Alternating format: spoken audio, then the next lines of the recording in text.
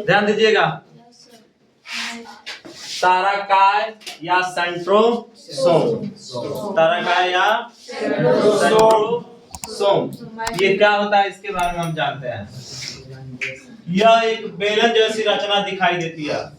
कोशिका के अंदर ये रचना माइक्रोस्कोप से देखने पर कैसे दिखाई देती है? बेलन जैसी, बेलनाकार जो रचना होती है ना बेलन, उसकी जैसे सिलेंडरिकल इसकी रचना दिखाई देती है। किससे देखने पर? माइक्रोस्कोप से। तो कोशिका में इसकी रचना बेलन जैसी दिखाई देती है। ठीक है। सेंट्रियोल क्या होता है?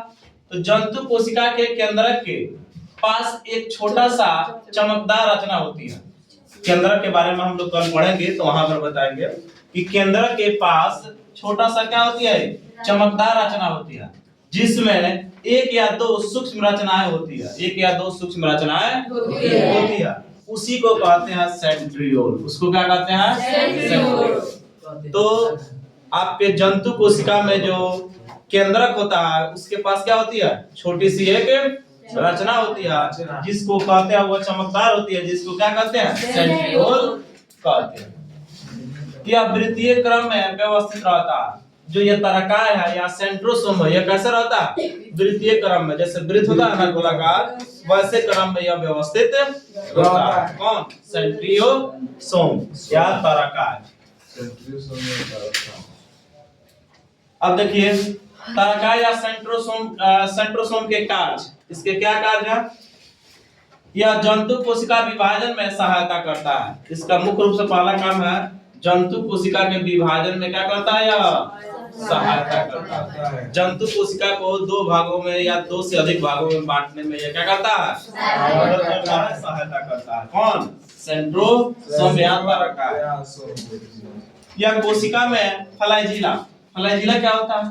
तो आप देखते होइएगा कुछ ऐसे कोशिकीय जीव है या बहुकोशिकीय जीव है जिसके चारों तरफ जैसे ऐसी रचनाएं निकली रहती है। ठीक है, इसको कहते हैं फ्लैजिला। ऐसे रचनाएं निकली रहती है, जिसके जैसे आप देखेंगे क्लेमाइडोमोनास में इस तरह की रचनाएं देखने को मिलेगी। तो फ्लैजिला निर्माण में तथा सिलिया निर्माण में क्या करता है? भाग लेता है। कौन? सेंट्रोसोम या तारकाय। सेंट्रोसोम या तारकाय किसके निर्माण में? फ्लैजिला के निर्माण में और सिलिया के निर्माण में भाग लेता है। यह कोशिका का प्रचलन अंगक भी है। यह कोशिका का क्या है? प्रचलन अंगक भी है, मतलब चलने में इसको मदद करता है। क्योंकि इसमें क्या होता है? फ्लैजिला होता है और फ्लैजिला के सहायता से ये एक दूसरे का ऐसे चलने का, आगे बढ़ने का काम करते हैं। तो यह इसका काम है कि यह कोशिका का प्रचलन अंगक है। कौन?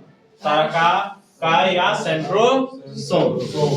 अब आइए हम यहाँ पर अगला टॉपिक है माइकोट्यूबुलस। माइकोट्यूबुलस, ठीक है, इसके बारे में जानते हैं क्या है। यह एक छोटी छोटी नलिकाकार रचना है। इसकी रचना देखने पर कैसी होती है? छोटी छोटी नलिका जैसी होती है। नलिका देखे है ना? नली जैसा। तो नलिकाकार रचना होती है जो कहाँ पाई जाती है? कोशिका में। ये जो आपका माइकोट्यूबुलस है ये कहाँ पाया जाता है? कोशिका में पाया जाता है। तो आपको एग्जाम में पूछेगा कि माइकोट्यूबुलस कहाँ पाया जाता है? इसकी रचनाएं कैसी होती है? तो बेलनाकार नलिकाकार होती है। छोटी छोटी कैसी होती है? नलिकाकार रचनाएं होती है। अब ये माइकोट्यूबुलस के कार्य क्या है? यह क्यों होता है हमारे कोशिका द्रव में? यह कोशिका विभाजन में के समय स्पाइरल निर्माण में भाग लेता है। स्पाइरल क्या होता है? स्पाइरल होता है हमारे शरीर में जो गुणसूत्र पाया जाता है या जंतुओं के शरीर में जो गुणसूत्र पाया जाता है उसको अलग करने का काम कौन करता है? स्पाइरल करता है। तो निर्माण में भाग लेता है। सेंट्रियोल, सिलिया, फ्लैजिला आदि के निर्माण में भी भाग लेता है। ये माइकोट्यूबुलर क्या होता है? सेंट्रियोल के निर्माण में भाग लेता है, सिलिया के निर्माण में भाग लेता है और फ्लैजिला के निर्माण में भी भाग लेता है। तो आज का टॉपिक यहाँ पर हम लोग को समाप्त होता है। कल हम लोग जानेंगे क्या नाम है?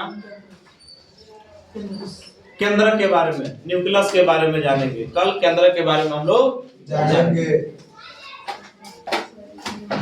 Yes sir.